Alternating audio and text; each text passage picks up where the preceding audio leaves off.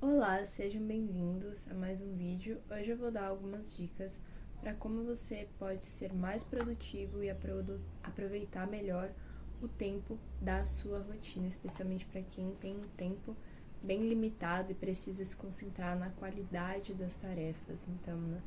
A primeira coisa é focar em tarefas demoradas.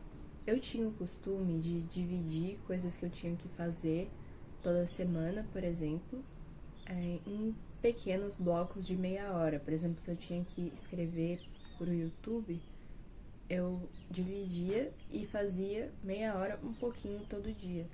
Talvez isso seja bom para construir um hábito pequeno, só porque acaba te tirando um pouco da concentração.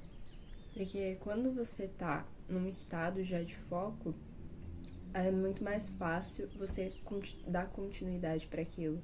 É muito mais difícil você começar a fazer algo do que você continuar. Então, é melhor, por exemplo, eu poderia trocar esses blocos de meia hora de escrita por um dia sim, dia não, de blocos de uma hora. Porque assim eu garanto que eu vou estar tendo uma concentração e um aproveitamento melhor de ideias. Porque se eu tinha aquela meia hora ali cronometrada, quando parava eu tinha que passar para as outras coisas que eu tinha que fazer e acabava cortando o fluxo de ideias.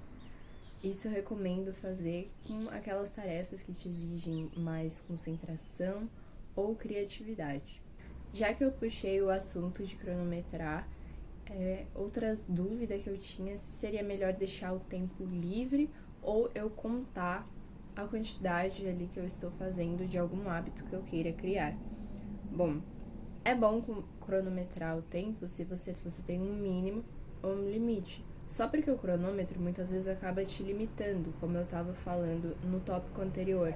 Se você tem alguma ideia ou tá num fluxo ali bom de alguma tarefa que seria melhor dar continuidade e não parar naquele momento, talvez o cronômetro esteja te limitando nisso. Tanto por isso que eu não sou tão fã assim da técnica Pomodoro de ter o 25 e 5 certinho.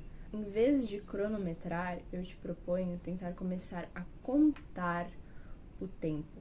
Isso é ótimo se você tem uma rotina um pouco mais flexível. Então, se você consegue, por exemplo, eu quero pelo menos uma hora de estudo por dia. Então você pega esse bloco, que é uma tarefa, é um bloco um pouco longo, mas eu estou bastante concentrada ou eu não terminei de fazer o meu esquema, por exemplo. Você continua, dá uma abertura ainda para esse tempo, até você concluir aquela parte que você estava fazendo.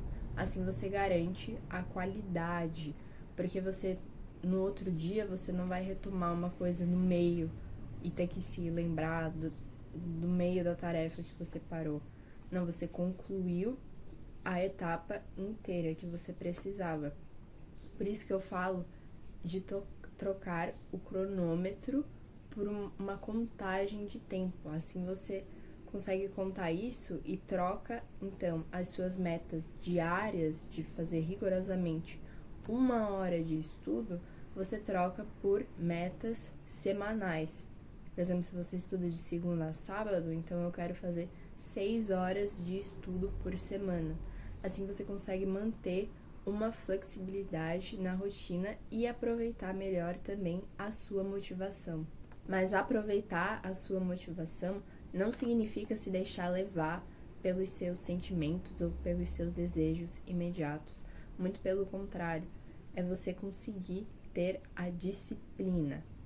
Ou seja, você precisa da disciplina para conseguir aplicar isso, porque só assim você tem a segurança de que vai realmente fazer essa tarefa depois. Se, por exemplo, eu tive que reduzir um pouco o meu tempo de estudo, porque a etapa ali que eu tinha, sei lá, o capítulo, por exemplo, que eu tinha para estudar já foi concluído e não vale a pena eu começar por mais 5 ou 10 minutos outro capítulo.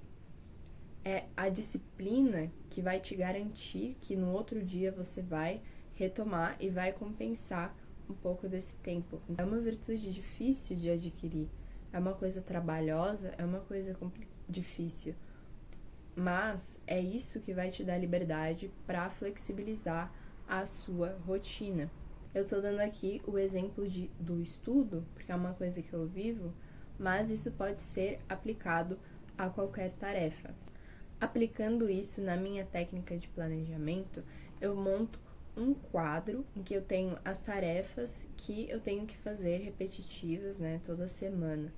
E daí eu consigo marcar ali a contagem de tempo que eu fiz e marcar, seja como marca-texto, com alguma coisa colorida, a contagem das horas, ou só escrever o número mesmo. Às vezes eu gosto de fazer um gráfico, assim, pregrifando, e eu consegui ter uma noção mais visual de bater o olho e saber o que eu preciso dar prioridade naquela semana, o que eu fiz de menos, o que eu fiz de mais.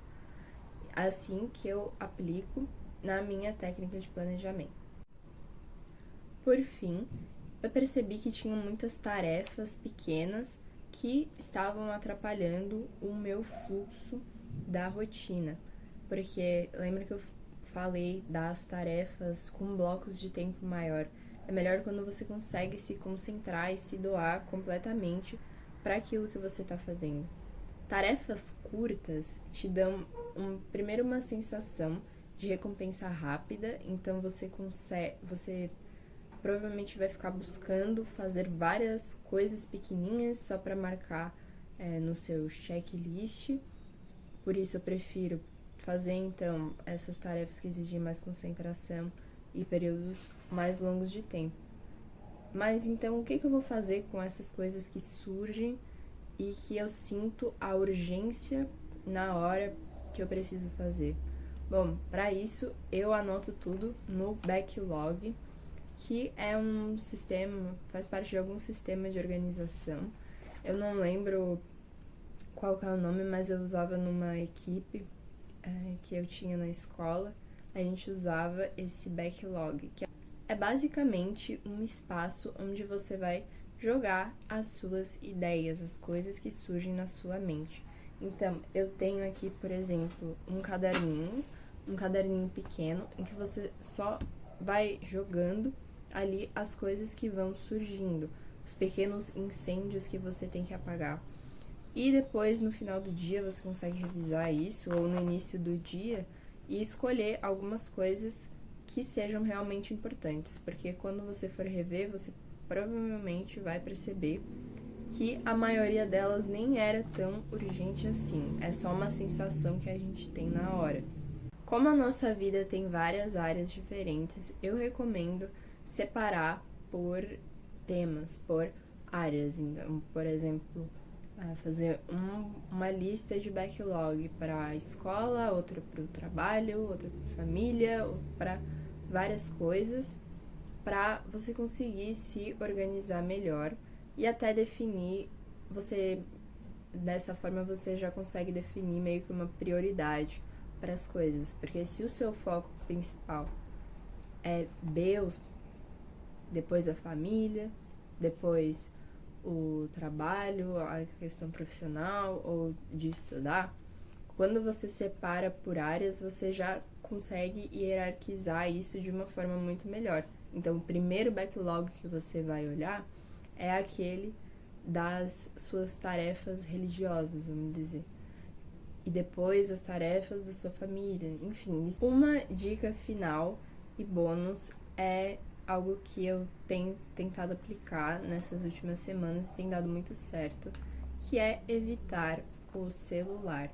Porque no celular você consegue editar as coisas muito rápido, né? Além do fato de tu tá abrindo ali e daí tá exposto a pegar alguma notificação e se distrair fazendo alguma outra coisa, o celular tem uma resposta muito rápida, então qualquer coisa que estiver passando na sua cabeça, você vai pegar a mania e anotar no seu backlog, e daí o seu backlog vai ficar gigante.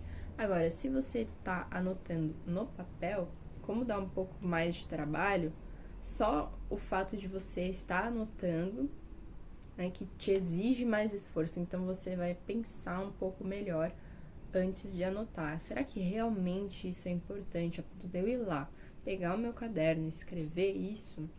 Por isso, eu gosto muito de ter o meu planejamento no papel. É isso, espero que tenham gostado, beijos e até a próxima!